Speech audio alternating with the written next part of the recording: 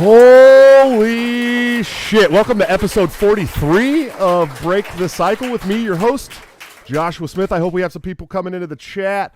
Oh, man, what an insane, absolutely fucking insane week it has been. If you guys follow me that don't know, I am a Libertarian National Committee at-large representative, and the Libertarian Party has lost its goddamn mind this week. It has been very insane. Myself and my good friend Candidan Politics have undoubtedly exposed some serious corruption that has happened between the chairman and a state affiliate where they tried to illegally usurp an entire state affiliate away from the Mises Caucus, who had taken over the entire board there. It has been very ugly. Our chair has resigned. One of the region reps has resigned. The Pragmatist Caucus has completely dissolved itself today after 5 years of being a caucus in the Libertarian Party.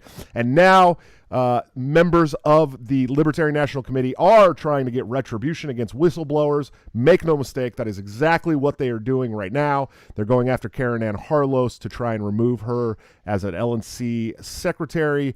And there's not a single doubt in my mind that I will be next. They will be coming for me next. There's no doubt about it. We were the loudest about the corruption. We definitely had a hand in the people who resigned because they knew that their devious, shitty plans had been exposed. And now bad people around the country who are either pissants, corrupt pissants, or absolute cowards are fighting against people who whistleblew corruption. So if you guys have the chance, go email the Libertarian Party reps. You can find that at the top of the LNC page at lp.org, and let them know they're fucking up, man. Tell them that Candidan Politics did her duty to protect an entire state affiliate from corruption, and she is getting absolutely screwed, and no doubt they will come for me next. But the important thing is even if they are able to remove us, come this time next year, we will both be voted back into the board. Guaranteed, not a single person that votes yes on our removal will be voted on the board. So get radical. Join your state party. Become a delegate to Reno in 2022 and tell the corrupt losers to get fucked. Anyways, I hope you guys are having a wonderful Friday. I know I am. First day off. I'm getting 3 days off in a row. I'm pretty stoked. Start off with some sponsors. Of course, we have Lorenzotti.coffee for all your delicious Italian coffee needs delivered directly to your door. Bring the taste of Italy home. Use BTC at checkout for a 10% discount. And my good friend, my partner in Break the Cycle, TopLobster.com, where you can get this awesome Dr. Ron Paul for Congress 1974 shirt, who does all the graphics for the thumbnails, has become absolute invaluable resource for this show. Go give them your money. Check out toplobster.com. Use BTC at checkout for a 10% discount. And executive producers of the show, anthemplanning.com, for all your emergency and crisis planning needs. Yo, these people are Mises Caucus in Delaware, not far from New Hampshire. Dope people. We had Amy Lepore on the show a couple weeks ago. She's amazing. Go see what they can do for your business or your personal life. Anyways, that said, I have an awesome show. We're probably going to cut into a lot of this shit about the LNC and the Libertarian Party, but he is the author of a wonderful book called Second Story Work. He's also a Canadian, so everyone put F in the chat for his terrible times over the last year. His name is Josh Cybulski. How are you doing today, sir? I'm good, brother. How are you? Good. Not a single A when you popped up, man. I was all excited. I was like, he's going to bring the Canadian tonight, man. Tonight. Oh, dude, I guarantee you I will say it a bunch of times and I will have no idea that I'm saying it. It's like me with bro and hella, and I get it, man. It's just part of who you are, man. Yeah, man, it's ingrained in my DNA. Yeah, absolutely. So let's start off talking about your book a little bit, man. I've been reading it. It gets you going right at the beginning, right? I mean, as soon as the book starts out, you're setting up the entire story. It really brings you into the book. You're very descriptive about appearances, street names. I mean, everything is just right there. It brings you into the story. It shows you the story visually while you're reading it. What prompted you to write this book, man? Well, a couple things, but I guess the biggest thing would have been boredom, really. I was so at the time I started writing the book, I actually started writing it in January of 2009, and I had no job. I was homeless, and I really didn't have a lot going on. I just spent like a year trying to bust into the film industry in Vancouver. It hadn't gone well, and everybody knows what happened in '08. That affected Canada too. So I found myself in a place where I couldn't get a job. I couldn't afford a place to live. So I was basically couch surfing, and I was like, well, I got to fill my days. So I'm going to start just writing something. And I started to just write about what I saw, what was around me. And, a lot of that stuff kind of snowballed. And eventually, after about a year or two of just writing down what I had experienced in Vancouver, what I had seen around me, I was like, okay, well, what am I going to do with this? I'm going to make it into a screenplay. So from there, I just started writing it out, just writing page after page. I did that for about a year or two. It wasn't really going anywhere, so I put it down. And then in 2014, I ended up, I ruptured 2 discs in my back. And at the time, I literally had nothing to do. It was like sit on my couch and watch Fast and Furious movies. And that filled about a day. And I was like, what do I do with the rest of my life? And my girlfriend at the time, who's now my wife's like, why don't you like pick up your book and just try to write something? And this was in 2014. And that was what I did. So I spent the next basically like 5 years writing this thing and, getting it edited and trying to go through the publishing process, which if you've watched Michael Malice at all in the last month or so, when he's talking about it, it is a terrible process to try to go through. So eventually I realized I'm gonna have to self-publish, and that's what brought me to actually releasing it. And that's where we are now. Sure. And I explained it's pretty descriptive, but I mean, it's gritty. It's a gritty book. And in fact, now that you bring up that, you started writing as a screenplay, it makes a lot of sense because of how descriptive it is and how it kind of brings you to the visual aspect of what you're talking about. But it is gritty. I mean, there's drugs, there's violence, robberies, all this stuff in there. It's really, I'm going to be honest, I have not finished the book yet. I tried to, and then all this LNC shit started, but I've gotten pretty far through it. Thankfully I have a lot of downtime when I'm at work, so I'm able to do some reading while I'm there. But what does the story mean to you? I mean, where did you derive that from? So where I actually derived it from, so the reason I ended up couch surfing in Vancouver is I did have a place to live. I wasn't a total deadbeat out there. So I was living with a dude who was a friend. And basically, I went home for Christmas. So I grew up and live in Ottawa. So I went from Vancouver to Ottawa, which is a pretty long trip. So I went home for a couple weeks, and I came back and I walked into my apartment, and on our dining room table was like stacks of money, and beside it were stacks of like coke and heroin and shit. And I was like, am I in the right apartment? Like, am I in the right place? And basically, like, I start like calling my roommate. I'm like, leaving a message after message, like, what happened? Like, where are you? Because he was supposed to pick me up at the airport. He didn't, so I cabbed back to our apartment, which I guess he wasn't banking on.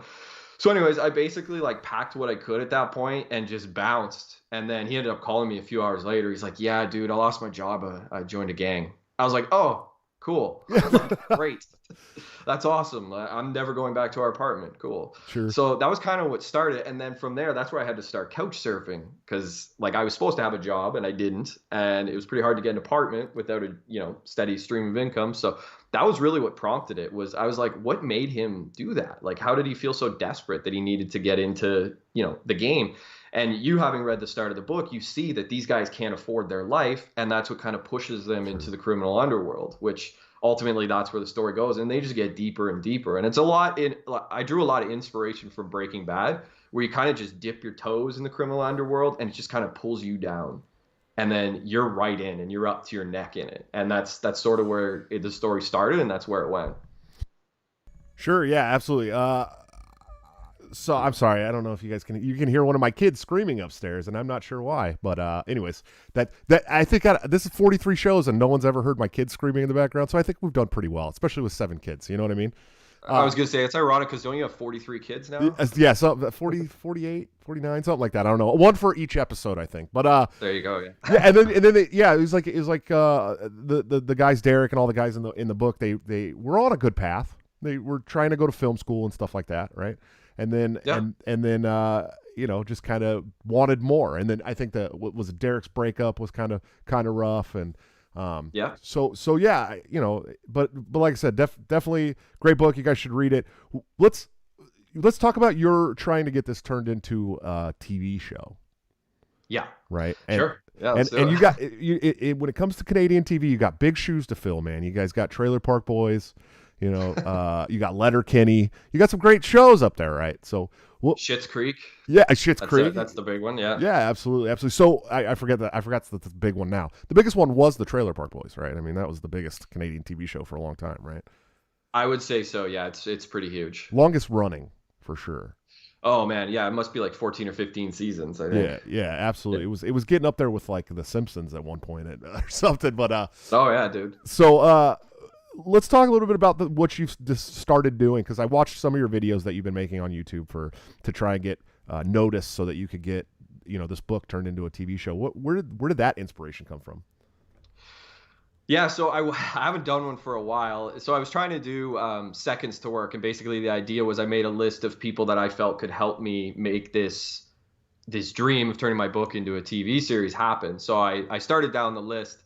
Really, I got that inspiration from a filmmaker from Windsor, Ontario, which is like across the river from Detroit. And what he did is he basically did something similar called How Many Days, and he made a list of his biggest inspirations. And the idea was he wanted to sit down and have dinner with them. And he got some big names to sit down and have dinner with him. He got like Kevin Smith. I think he got Jimmy Eat World, the band, if you remember. Oh, wow. Nice. Yeah, like some pretty decent people.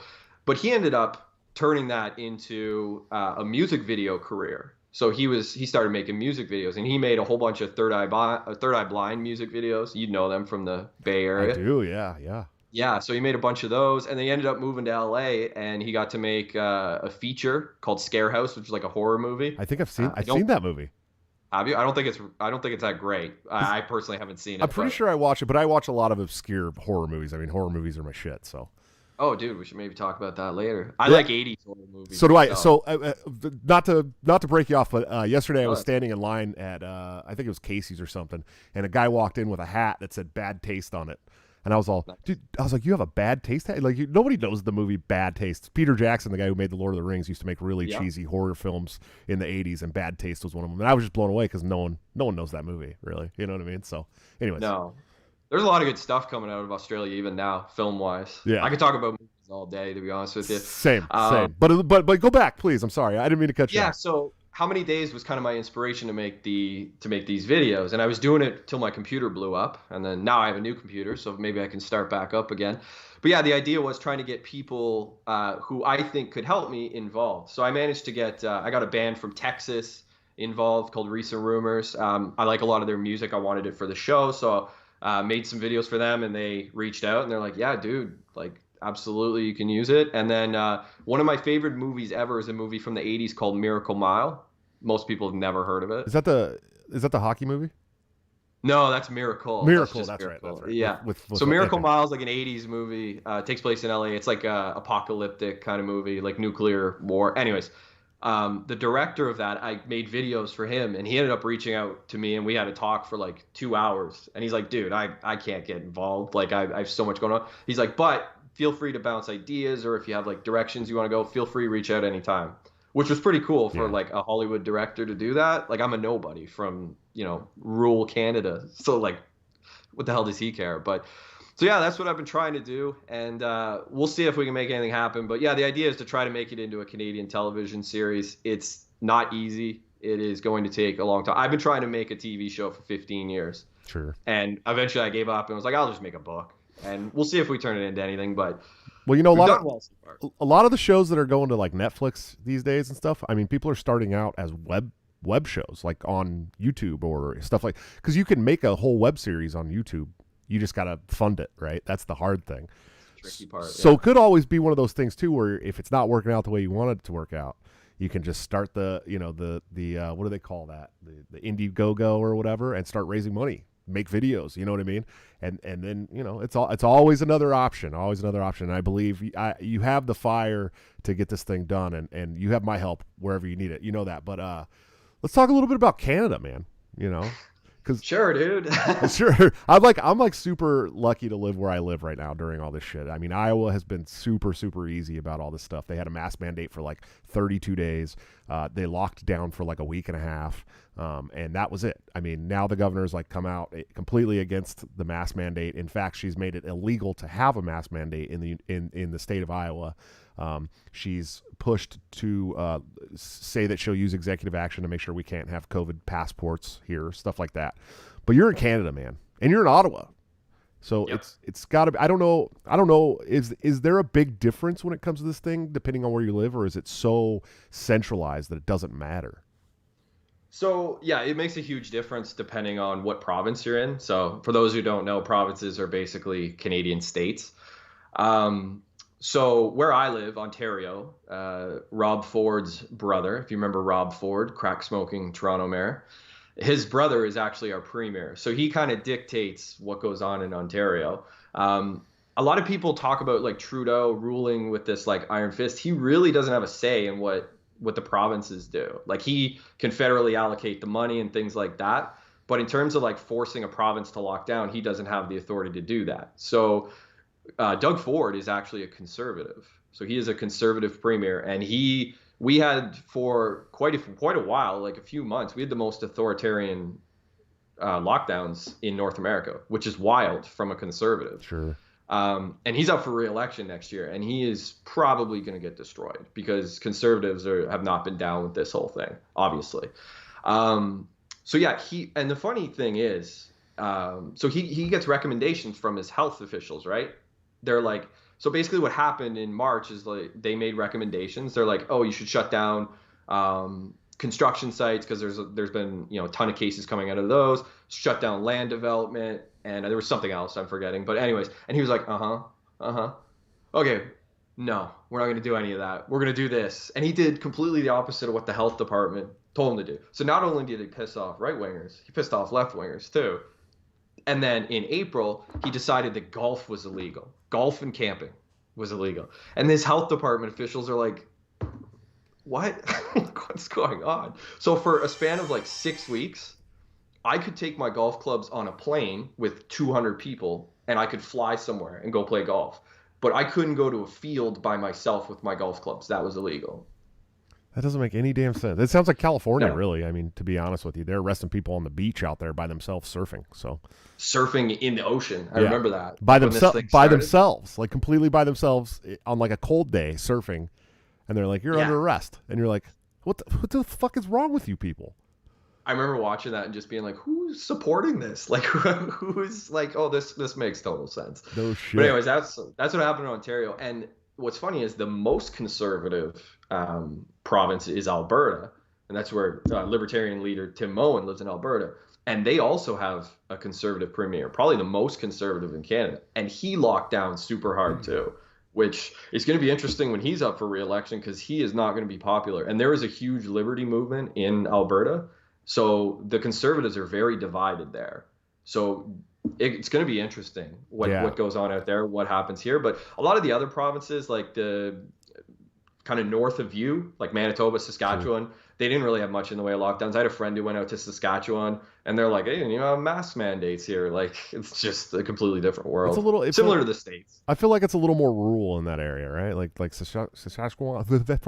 I don't know. Saskatchewan, yeah. Oh, dude, it's super super rural. Like you have to drive a long way to get really anywhere. It's very flat out there. Sure. It's an interesting. You should head north and go check out. Yeah, we have been talking about it, like wanting to go up to Canada just because it's a quick drive through Minnesota. I mean, really for us, and I think we can hit the Canadian border in like 5 hours or 6 hours or 5.5 hours. And I'm looking on the map and I'm going, wow, all the stuff like north of Minnesota there is all. It looks like national forests and stuff. I'm like, hey, this could be really cool. And then she was talking about, I think Julie was talking about Thunder Bay and all that stuff. And then there's one big city that's sort of north of us that we can make it to. Was it Winnipeg? Is it Winnipeg? It might have been Winnipeg. Oh, the Jets. Yeah.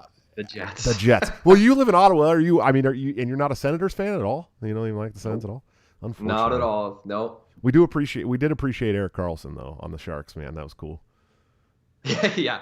Well, it's the Sens definitely have had a hard time holding on to stars. I think quite a few of them ended up in San Jose. Danny Heatley too, years ago. Yeah, we got Heatley too. Yep. And Heatley, he was one of the best. It sucks being a Sharks fan. Let's just be honest, dude. Okay, it's like you can never ever question my resolve to the Sharks because we've been in the. I think there's 6.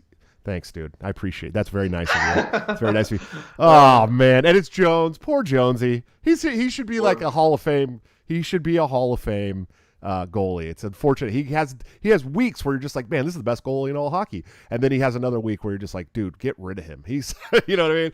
But we talked a little bit about this, the hockey. But yeah, I know you're a Penguins fan. I get it. I know.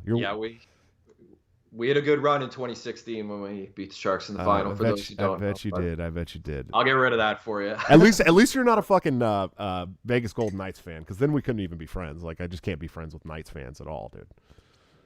It's so crazy what's happened in Vegas. Like I did not know if they'd take to hockey, and they have taken it. They've taken to it like it's insane, dude. Nowhere else is taken to an expansion team. It's wild. Insane, dude. Well, and it's like Vegas, anything they put in Vegas goes crazy. I mean, that's just how it is. It's Vegas. People are like, oh, we're going to go, all the people who like the Vegas Golden Knights never followed hockey before the Knights got there. I mean, that's, for the most part. Some of them might have been like fans of, I don't know, some of the shitty teammates that they players they have now. But the big majority of people who go to Vegas Golden Knights games were not hockey fans before VGK went to Vegas. There's going to be a lot of Raiders fans like that. You know what I mean? Too. So it's just how it is, man.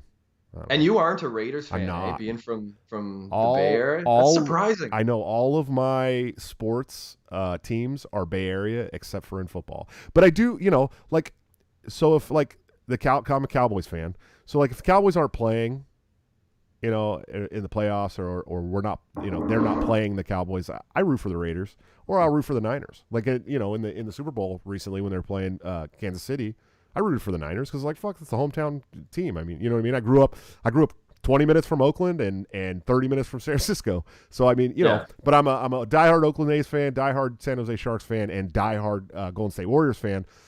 And a lot of people are like, oh, you're a fair weather Golden State Warriors fan. I'm like, shut up. I waited 33 years to watch them win a championship. What are you talking about? Then you got a dynasty. Yeah. Now it's one of those teams, it's like you just never know, they might. But yeah, diehard Sharks fan. It's hard to do. At least you have a cup not too far away, right? Yeah, 2 of them. Yeah. Back to back. Yeah. Yeah. I don't know if we'll get another one for a while, but we'll see. Yeah. What an asshole. Anyways, I got the championship hat right here. I figured, should I mail it to you? No, I don't want it. Do you want to just wait till you come up to Canada? We got plenty of toilet paper, eh? You know what I mean? We got Costco here. We're good. I like that you snuck the A in. Yeah. That's cute. Yeah, absolutely. So if you're not a fan of hockey, this is just normal in hockey. We just talk shit. That's what we do. Oh yeah, chirps. Chirping. It's funny because it's like in hockey's such a weird culture because, like, if it's like me and you and we appreciate different teams, right? We appreciate different hockey teams. We'll chirp and chirp and chirp and chirp. But as soon as somebody who doesn't appreciate hockey comes in and talks shit, we'll both fight them like at the same time. Oh yeah, it's just how without a doubt. It's like the hockey culture is family, but you got to talk mad shit too. And I mean, it's literally there's like chants. If you've never been to a hockey game, go to a fucking hockey game, man. Absolutely. It's amazing. It's like nothing else. But yeah, you're right. It is actually. You know what's funny is like speaking as a libertarian, a lot of hockey players like lean liberty. It's the way it is. Like it's just a lot of them. I don't know for whatever reason, but they do. Probably more so than any other sport, too. Sure. Well, you got Canadians who have lived under tyranny for a long time now, and and tons of Eastern Europeans. You know what I mean? Who came from like communist and countries and shit. It's true. So it's like, it's true. Of course. We were the freest country in the world up until 7-8 years ago. It's pretty insane. I think we're like 13th now. It's really funny because socialists in America still point to that as like an argument. They're like, oh, this was, Canada's a socialist state, but they're one of the freest countries in the world. And I'm like, no, we're One of the freest countries in the world before they became a socialist state. Yeah. I think we're 13th now. I'm pretty sure last time I looked at the free market index, like the US was 20th.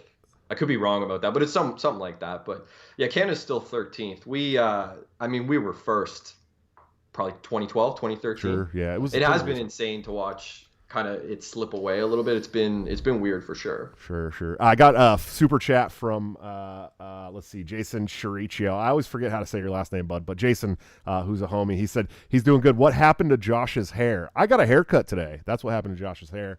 And I was gonna do my hair for the show, but dude, I have literally this whole shit going on with the Libertarian Party right now. I haven't slept in 3 days, man. I'm exhausted. And we had to do the show early tonight because the LNC meeting is tonight at 8:00 my time. And so I was just exhausted, and I was like, I can't do it. I can't do my hair tonight, man. But let's talk a little bit about the Libertarian Party of Canada. So Tim Moen is a fucking awesome dude. He's one of the coolest, hardest core chairman, presidents, whatever the hell you want to call him, of any Liberty Party in the world. I mean, the guy is tough. He was like a firefighter. He's yoked. Still is. Yeah, he's still a firefighter. He's like yoked. I mean, he's got a chiseled jaw. I mean, he's literally what the leader of a libertarian movement should look like. But the Liberty Party doesn't get much ground there in Canada, man. What's going on? No, you're right. Tim's an awesome dude. Last time I think he's been probably a year or two. Last time he was here, we had beers. Yeah, really good dude. He's a paramedic and a fireman, which is interesting. And I believe his wife is like an ER nurse. So like tough as nails, like really, into the probably one of the grittiest jobs there is. I don't know. I really can't put my finger on why the LP up here doesn't gain any traction. He doesn't get any mainstream coverage whatsoever up here. And I honestly think part of it is the way he looks and the way he speaks, because both of those things, like, he is a legitimate threat if he was to get platformed. True. Like if you were to put him on TV, people would look at him and he's very well, like he dresses like well, like Adonis, well. Dude. He's chiseled. Yeah, for real. Yeah. And he talks like a normie. Like it's not like you or me. You know what I mean? Like he's very like I don't want to say soft spoken, but he's very proper. He speaks very well, and that is a legit threat. And I think that's the reason he doesn't get any traction. And because if he was a maniac, he probably would, because they'd be like, look at this libertarian, what a maniac. And people would be like, oh, what a bunch of goofs or whatever. But they look at him and they're like, people might actually he's not a goof. Like this guy. No, they might be like, oh, this guy's, well put together, saying some smart stuff. Yeah, maybe I'll look into that a little bit more. So I think that's a big part of the problem. I really wish he was like dumber and uglier. Sure. Like they'd at least platform him. Yeah, maybe. Like maybe if he like untucked his shirt, that might help. Like just look like a bit of a slob. Maybe spilled some mustard on his suit jacket. Maybe like, maybe a boot on his head. Yeah, like that'd be good. Maybe if he like went shaved the top of his head into the horseshoe pattern, the George Costanza. Yeah. Like maybe they'd be like, okay, maybe we'll put this guy on TV now. But yeah, no, he doesn't get any traction. And what really kills the LP up here, I'm sure a lot of Americans have heard about Maxime Bernier. Yeah. He's the leader of a political party up here. He killed the LP. He really did. So he was running for conservative leadership of the federal party. He lost, and he was cheated out of it, basically. So he lost, so he started his own party. And when he was leaving, he was looking at becoming the leader of the LP, and he basically, like, sucked them for everything they could, and then he started his own party. So he basically figured out how to run a party, how to, get all your money and your tax, whatever, credentials together to open up a party, and he went and did it. And he took a lot of LP candidates with him. So he really like ransacked the LP, and they have not recovered. Yeah, Bernier's he's pretty far right? Yeah, he'd be a populist, I would say. Sure. But I'm pretty sure, I could be wrong about this, but I think he's actually like been to Mises. Oh, okay. I know Tim Moen has as well. And Tim, so funny story, my first run for chairman in 2017, 2018, we'd had my first live debate I had ever been in my entire life, like legit, was at the national convention against Nicholas Sarwark, a 2-term incumbent trial lawyer, right? And I'm like a maintenance man from the West Coast. We lost Cybulski. Let's see if he comes back. I don't know if he's coming back. We got the Canadian. We must have got the Canadian. There it is. There he is. We got him back. I'm still here. No, you were frozen, and it was making the Skype noise, man. The trying to reconnect. But you're good now. You're good now. So did you hear what I said? Can you hear me? You can't hear me. He can't hear me. Hello? Uh-oh. Can you not hear me? Oh, we lost him. Totally. Oh, no. Let's see if we can get him back. Here we go. Sorry. Are you back? Yeah. All right, man. That was really strange. Anyways, did you hear what I was saying at all? You didn't hear me, did you? Yeah, you were talking about Tim Moen and for the first time you debated Sarwark. Sarwark, yeah. So we'll go back to that. So this is the problem with the live show. It's the first time I've ever lost connection, by the way. Canadian Wi-Fi. We just got the internet last week. I knew it. I was gonna make a Canadian internet joke and I didn't. Oh, anyways, so Tim Moen was the debate moderator for my first live debate, which was against a two-term incumbent trial lawyer, and I'm just this maintenance guy from the West Coast. And Tim was hilarious, man. He definitely had been drinking some whiskey, I'm sure, but it was so funny, man. He had me rolling on stage, and I'm nervous. I mean, more nervous than I've probably ever been for almost anything. You know what I mean? And my hands are shaking. I'm trying to write notes. I'm like, oh God, I don't know how I'm gonna win this shit. I'm totally losing the debate. I'm getting fucking fried, and Tim's making me crack up on stage. I'm like, thanks, Tim, I appreciate it. But it's funny because I don't think like Tim's he's like a pretty hard right libertarian and like a Mises style libertarian. And I don't think he liked Nick. You know what I mean? I'd be surprised if he did, knowing Tim. Like, yeah, like you say, he's a Rothbardian. He's an ANCAP. Like, I can't see him being down with that. Sure. And there was the I made a meme a while back for Tim that he shared, and it was a picture of Justin Trudeau, but it said God, what was it? It was making fun of him being what's his name's son, Fidel Castro. And Castro, yeah. Because I used to call him Justin Castro all the time.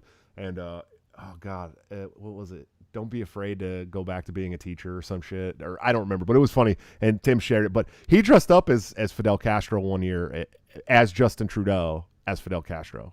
Right? Yeah, with baby, he had baby Fidel. Justin. And he was saying it was baby Justin. Yeah. So the leader of the Libertarian Party in Canada dressed up as Fidel Castro, holding a baby Justin Trudeau. It was probably the best Halloween costume maybe ever. It was pretty damn good. So it was pretty hilarious. What do you think Canadians can do, man? Oh man, I think if I had the answer to that, we would have a lot more people screaming for liberty in this country. We're in some trouble, to be honest with you, up in Canada. There is a really strong push to go in a direction that's not going to be good for this country. And it's definitely definitely something that's going on in the big centers. So like your Toronto, Vancouver. Oddly enough, like Ottawa is the capital of Canada, and there is not a big push. Like Ottawa is not, you would think Ottawa would be a very left-wing city, but it is like it probably leans left a little bit, but it's pretty center. Like I would argue that the most libertarian politician is Pierre Poilievre. I don't know if you've ever heard of him, but he is a conservative, but he was the finance watchdog for a while, and he's out of Ottawa. Like he got voted in the capital of Canada, so you would think they'd be more left wing, but they're not. But I think as far as like pushing it in a direction of liberty, I don't know what Canadians can really do. I think they've kind of gotten misguided a little bit by someone like Max Bernier, who's starting to pick up steam as a populist. And I really worry about Canada going in the Trump direction. That scares me. Just the Overton window just swinging.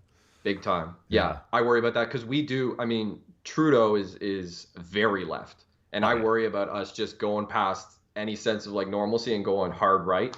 And there are a lot of pockets here in Canada where I could see us going hard right. And that's frightening because that is the last thing that we need. And I remember, I think it was Jesse Kelly was on Part of the Problem. And he was talking about like, I could see somebody like run on imprisoning journalists. I could see that here. Like some right winger running on imprisoning journalists in like the next 10 years because Canadians A lot of Canadians hate the media here, hate the mainstream media. Your friends to the south hate the media too, buddy. And I know you do. There's many journos here who need to be imprisoned soon. Well, I would never go that far, but like I started my career, like my working career was in journalism. I went to school for journalism. I've worked with probably the biggest Canadian journalists that there are, like the Canadian Washington reporter for the CBC. I went to school with her. Like we used to argue about politics when I was like 18. And yeah, like she now is the Washington reporter, and like that's crazy to me years later. But I left that business and I used to fight tooth and nail about, of all things, the Iraq War. Sure. Back in like 2003. And like I knew back then, I'm like, this is all BS. Like, are you kidding me? Like nobody sees this. And you would get media like reports and people wouldn't like question at all. They'd be like, oh, well, they're saying this, so we'll report that. And it's like, shouldn't we actually like do some journalism here? Or are we just going to report what we're given? And that's really what journalism became at that point, because it was just so easy to get information, even though it was wrong most of the time. But it's like, well, we can put it out. It's fine. We don't have to do any actual, investigative journalism. Yeah, exactly. It was a wild time. So I left that business, journalism. Like I still work in broadcasting, but I do hockey broadcasting. I'm not reporting the news or anything like that. I just good. There's nothing wrong with hockey broadcasting. Yeah, it's fun. That's honest work, buddy. It is honest work. Yeah, it's a good time. What got you? Reporting the news? No, thanks. What got you into that, man? Where are you doing that at? I didn't even know you did that. Oh, you didn't know I did that? Yeah, man. Well, I mean, I've been locked down, so I haven't done it for like a year and a half. But yeah, I started doing it when I was in high school. That was that's what I wanted to do for a living was be a sports broadcaster. So I started doing it in high school just as a volunteer, and then went to school, came back a couple years later, and they're like, hey, do you want to keep doing this? I was like, yeah, sure. And I did it for a couple more years, and then I moved to Vancouver. I moved all around, and eventually I moved back to Ottawa. And that was in 2017 that they asked me to come back. They're like, oh, do you want to start doing this? And from there I just built and moved up a league, and now I call games for a couple different teams. So it's a lot of fun. It's basically like one step below the OHL that I call the games for. Yeah. Yeah. So hopefully maybe one day get to the OHL. We'll see. There's just so many leagues in hockey, dude.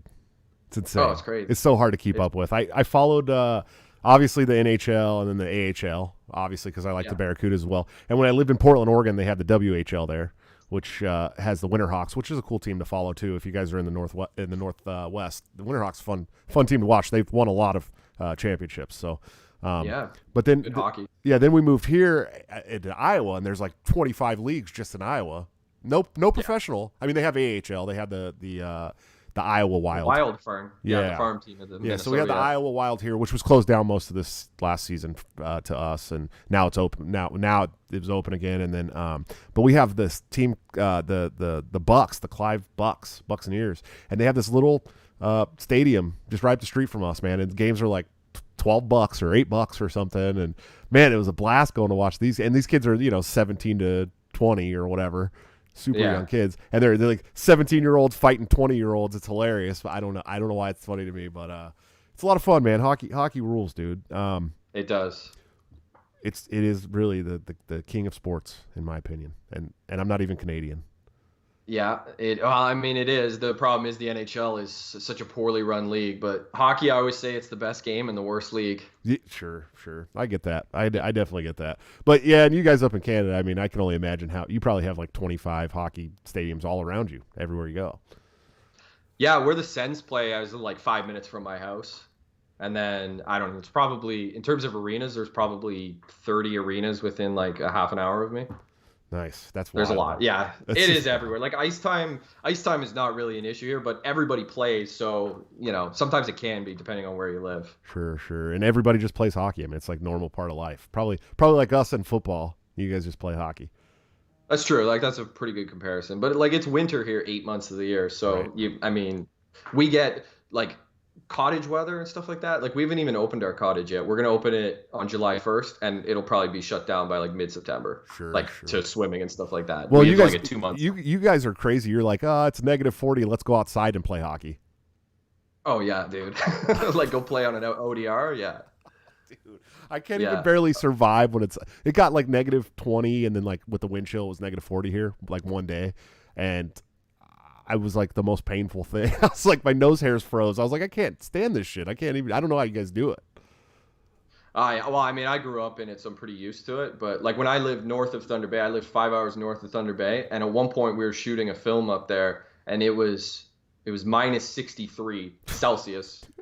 I don't know what that transfers to Fahrenheit, but it was damn cold. The film in the camera actually froze and it stopped rotating. That's how cold it was.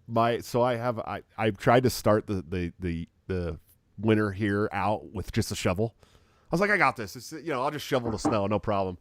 And my first day that it had a big snow was about 6 inches of snow. Of course, I'm freaking out because it's a lot of snow to me, Yeah. And I run out there and I'm shoveling it with shorts on and like my boots and like a parka. And I'm like, oh, I'm freezing, And with a couple of times of doing that, I finally was like, okay, we need a snowblower. I can't do this without a snowblower. So the next door neighbor was nice enough he's like, I got an old snowblower. It's one of those big ones that are heavy duty. It's got like 4 gears on it, drives itself. Like, great. So I'm snowblowing, and I put it in the garage. And then I go back in the house. I'm like, that's in the garage, whatever. Well, it's got a second stage on it that spins inside. Froze up on me. Oh, really? Completely froze up on me. I wasn't even able to pull the cord anymore for the rest of the season. So I'm back out there shoveling. So I finally realized what it was and was able to get it melted off and use it again. But man, it's cold. I'm not used to that from California. Anything under 60 is cold. Yeah, dude, I've never been to California, so I can't relate. But I remember going to Florida and coming back from Florida to Canada, and I was like, it took me like a few days to get used to it, and I've grown up with this stuff for 35 years, and yeah, it's definitely a shock to the system. But yeah, it's not so bad. I keep telling Julia we're retiring to Florida for sure. I need that hot humidity in the beach, man. You know what I mean? I tell my wife that too. It's nice there. Okay, we're getting close here, but let's talk about the American Libertarian Party because you're an outsider, but you're involved with a lot of people who do liberty in the United States. So you know a lot about what's going on with the Libertarian National Committee. And for you guys that are watching, I kind of explained at the beginning, this is what's going on right now. I'm going to break it down, and then we're going to hear from a Canadian outsider about what his thoughts are on this. But I'm a Libertarian National Committee at-large representative. This is my second term. What that means is I serve the entire national body, all members. I'm an at-large rep. I represent everybody in the party. There's 5 of us. And then there's region reps, too. There's 8 region reps. So they only represent their respective regions.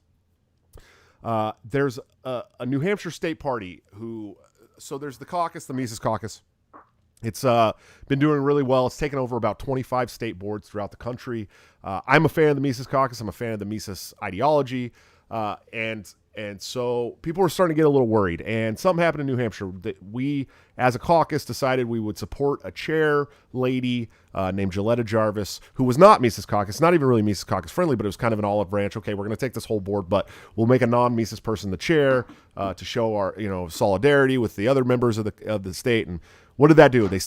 She stabbed him in the back. What she did was she took off. She made a rogue state party, took all of the digital assets, and some of the people in the party took some of the hard assets as well out of a dry storage, and then got a letter from our chairman saying that she was the chair and whatever party she led was the party in New Hampshire, effectively kicking every single New Hampshire party member out of the party. Well, me and Karen Ann were not going to deal with this shit. We were very, very upset, and so we decided to raise a stink. We're gonna call out this corruption, and eventually some things led to people resigning. I mean, literally, region rep resigned after he found out that his region was taking a vote to recall him because he had voted to disaffiliate the New Hampshire party. Our chairman, Joe Bishop Henchman, resigned today. In fact, the digital assets were returned yesterday after I made a motion to release all correspondence from our chairman to anybody in New Hampshire over the last 6 months.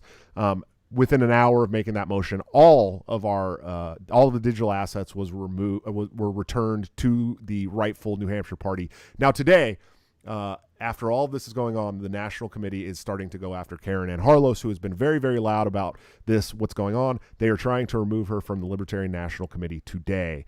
They made a motion for that. Make no doubt. Remember, there is no doubt whatsoever that the next motion they make will be for me, because I have not been nice about it, and I'm not going to be nice about it. And what they don't understand is this is political suicide for them. The Mises Caucus has already taken over 25 state boards, and we still have a whole nother convention season to go before the national convention next year. Okay? We will take more boards. We will have more delegates than you. So I have made a promise that if they kick Karen Ann Harlos off, and then me too, but even just Karen Ann Harlos, nobody who votes yes on that motion will be on the board next year. Nobody. And me and Karen Ann Harlos will be revoted back in come next June or July when the national convention is. Without a doubt, it will be very easy for us to walk in there and get the votes that we need to get back on the board, and not a single yes vote will be returning to that board. So that's where we're at today. We have an LNC meeting here in about 45 minutes. That's why I did the show early tonight. Josh, what is your take on all this drama going on in the party, buddy? Well, in case anyone was wondering where I stand, if you do read my book, Second Story Work, you'll notice in the thank you section that I thank the LPMC, and I thank you, and I also thank Michael Heiss. Yeah, that was one of the first shout-outs I ever got in somebody's book, man. It was very, very nice of you. I appreciate it. Yeah, so that kind of tells you where I stand, because Joe and the other crew didn't exactly make it in there. So yeah, I'm a fan. I've been in that Facebook group for quite a while. And followed it kind of from the inside outside because I am a Canadian. Yeah, I kind of wondered if something would happen about a week ago when they were starting to tweet out like the official party for New Hampshire, the Libertarian Party in New Hampshire, when they started tweeting out some of that, kind of following what Reed was doing, Reed Coverdale, where it's like just tweeting out sort of nonsense. And like these really blue-pilled takes, I was like, oh, this is not going to go well. Like something's going to happen here. And I kind of like, that there's that guy, the meme where he's like holding the popcorn and like watching and getting all excited for a fight. That was literally me. And then I started hearing trickles of it and like seeing it on your page and stuff like that and watching it unfold. And I never thought that Joe would get tied into this. I never expected that because I either thought he would have the sense to like shade himself well enough from it or just not get involved in it at all. But that really shocked me that it became so obvious so fast that, he was involved. And now this stuff with obviously yourself and I always forget how to say her name, Karen Ann. You have to say the Ann part. She doesn't like to be called Karen, so. I always, well, I don't blame her. I always remember the first time I saw her, I think it was on Part of the Problem. And I was like, she seems like a sweet lady. And now I'm just like, she's fiery. Like, I don't want to, she is so fiery. I'm like, I don't want to get on her bad side. I've never seen Karen Ann fight for anything except for truth and justice all the time and transparency. Always. These people who are attacking her are like I said in the beginning, they're either corrupt piss ants or they're fucking cowards. Period. Plain and simple. I've never seen her fight for anything except for truth and justice and liberty in the Libertarian Party. That's it. So. Yeah, and you bring up the point of like them trying to remove her. Like that really is like the death nail for them because they've pushed so many people to the Mises Caucus, like so many people, and they're pushing Spike towards it too. Oh, like Spike Cohen. We're the reason Spike like Cohen got his. We are the reason why Spike Cohen got the VP nomination. I mean, there is no doubt in my mind. I helped to whip the Mises Caucus, and Michael Heiss helped to whip the Mises Caucus as a show of unity to get Spike the VP nod. Spike he is definitely cool with the Mises Caucus. There's no doubt about it, and he knows 100%. That a lot of the shit that people say about the Mises Caucus is fucking false. He knows that. Yeah, so. And Spike is so good at like playing the middle. But now he's not. Like I read his tweets, going through his statements and stuff, and you see, and people like him and Amash and all of them, it's gonna push them like towards the LPMC. Like that's what they're doing. It's like when you have a kid, this better than anybody. If you have a kid and you try to parent that kid with force, you are gonna push them away. But if you kind of try to be agreeable and like just be nice, play nice, get along, you have a much better chance of, actually parenting them and developing a relationship with them. But this other side has no interest in doing that. It's just they hate everyone, every meacock. They hate them. They don't want nothing to do with them, and they'll do anything to destroy them, and it's going to cost them, and that's going to be the end. They've destroyed themselves in the meantime. I mean, that's what happened. They've dissolved the Libertarian Party Pragmatist Caucus today.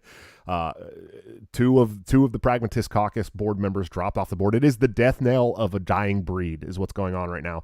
They tried and tried and tried to call us Nazis, to call us homophobic, to call us transphobic. They tried and tried and tried to get the entire party to think all these terrible things about us, but we never stopped fighting. We just kept going. We fought harder and harder and harder, and the more they fought against us, the more radicalized we became, to the point of where now we own 25 state boards. You know what I mean? And they can't stop us anymore. And we told them this 4 years ago. You will work with you, or you guys can work against us. We gave them the opportunity, and they decided to work against us because they hated the name Mises so much, because they hated Rothbard, because they hated the Mises Institute so much. They decided to fight against us, and they lost, and they know they lost. So on the way out the door, they're salting the earth and burning the house because they don't give a shit about this party. They gave a shit about their positions of power, and that's it. And now that they're losing their positions of power, they're leaving like cowards, and they're trying to take everyone down with them, and that's where we're at today. It sucks. And even someone in snowy white North Canada can look around and tell. Yeah, it's wild. Do you remember, I was probably like 2 or 3 years ago when Jeff Dice gave this speech, and he made mention of like blood and soil. Oh yeah. And they lost their minds. And then Dave had to basically dedicate an entire Part of the Problem episode to it, to just be like you're taking this out of context. And that's not what he said, and he kind of broke down the speech and like what Jeff said, and then he had Jeff on the show to like talk about it or whatever. That moment and them doing that's what they've done with every single thing that comes out of like Michael Heiss, comes out of Dave, comes out of Tom Woods, comes out of you, comes out of Diced too, like comes out of any of them. They attack it with like, and it doesn't matter what you say. You could walk outside and be like, the sky is blue. And they would attack something about that. Like, I don't know. Oh, sounds like you're a Nazi. Yeah. Oh, you're pointing up. Sounds like you're a Nazi. Yeah, you know who else pointed up? Hitler. Yeah. That's you and him, just like this. That's literally how it is, man. And I am fired up. And you know what? If they remove me, fuck them. They're pissant, coward, corruption, breeding pieces of shit. Like, I don't care. Like, I'm fucking mad. Right? Like, you could use a vacation though. Yeah, take a year off, come back more fired up. I'll show up to fucking Reno with 1,000 motherfuckers that are gonna go, you know what? You're all done. You're all done.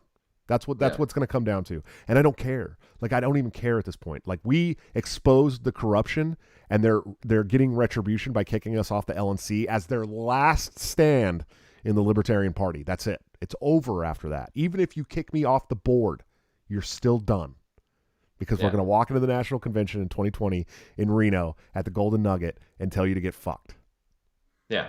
Anyways, buddy, where can these wonderful people watching the show find you? How can they buy your book? How can they support Josh Cybulski, the author? Yeah, dude. Well, I mean, you can buy the book on Amazon. It's available there now. As far as where can you find me? You can find me on the Twitter. Author Josh Cybulski. I think it's at Cybulski_Josh. Yeah. You can find me on Instagram. I'm not great at Instagram, but also author Josh Cybulski. And then I've got a Facebook group and author Josh Cybulski. That's it. That's all my social media. Awesome. The book is called Second Story Work. Go to Amazon and find it now. Buy it. It's good, man. What I've read of it is good. I will finish it. I promise you. And when it's a TV show and you're famous and everyone knows who you are, you better be coming back on Break the Cycle, buddy. Absolutely, dude. I don't know how Hollywood would appreciate that, but hopefully by then I can do what I want. Yeah, exactly. Well, hey, thank you so much for coming on, man. I really appreciate you. I hope everyone goes and follows Josh and becomes a supporter and a fan, because maybe in another 25 years, he'll write another book for us. Hey, I got another one coming out. I promise it won't be 25 years, maybe like 5 years. Nice. Hey, man, thanks again for coming on. I really appreciate you. Thanks for having me, dude. I appreciate it. All right, guys, another awesome episode of Break the Cycle. Josh is just the coolest guy, man. Seriously, go follow him.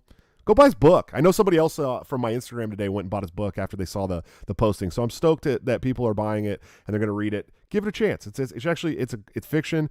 It does talk a little bit about, anti-state sentiments, which is kind of cool. So go check it out. Buy it on Amazon. It's not expensive. I think Michael Malice's book is a lot more expensive. So Go buy Josh's book. Anyways, coming up next week, who do we have on the show? I haven't got the thumbnails up, but I will tell you that next week we're gonna have 3 shows. Wednesday, I'm off. I'm going to a Father's Day barbecue with my neighbor. He's really, really cool. But I'm going to have Lou Perez on the show on Monday, comedian from New York. He's hilarious. He used to work with the Impractical Joker, so that's going to be really cool. On Tuesday, we're going to have Karlin Borisenko. She's a organizational psychologist. She's also part of the New Hampshire State Libertarian Party, who's been very, very amped up. She's a big part of the walkaway movement from the Democrats as well. It's going to be really cool. And then on Friday, we're going to have the great Maz Ture, which is going to be awesome. So definitely smash that subscribe and like button. Give me all the follows. Check out my sponsors, lorenzotti.coffee, for all your delicious Italian coffee needs delivered directly to your door. Use BTC at checkout for a 10% discount. Check out toplobster.com, my homie, my friend, where you can get this awesome old school Dr. Ron Paul for Congress shirt and so many other cool pieces of gear. We just put out a really awesome shirt that has the it could have been different. It's a version of me holding a cigar, sitting in a king's chair. It's pretty awesome. Use BTC at checkout for a 10% discount. And, of course, anthemplanning.com for all your wonderful emergency and crisis planning needs. These people are doing a job the government sucks at. Go use them. Find out what they can do for you. Guys, check out the Patreon. It's good stuff, I promise you. We got some really cool tiers there. When you become a patron and you get into the Discord chat, which has about 60 people in it now, really cool people, even Angela McCardle's in there, you get 30% discounts on new Top Lobster gear 2 weeks before it gets let out to the general population. Pretty cool stuff. So check out patreon.com/breakthecyclejs. Same thing on Subscribestar. Or you can join the page as our new member tonight did. Michael Dinos, thank you so much for joining the memberships of YouTube for us. You can find that right underneath my videos if you're logged into Google. That will give you some really cool hand-drawn badges by Top Lobster. And, of course, coming soon, you will have custom emojis drawn by him as well that you can use in this fire live chat that we have all the time. I will see you guys on Monday for the show with Lou Perez. But until then, don't forget to break the cycle.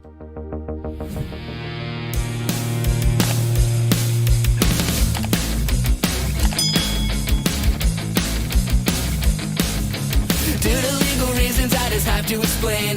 The lyrics of my last song may seem to contain a violent call to action in the verse and refrain, but I just meant it in Minecraft.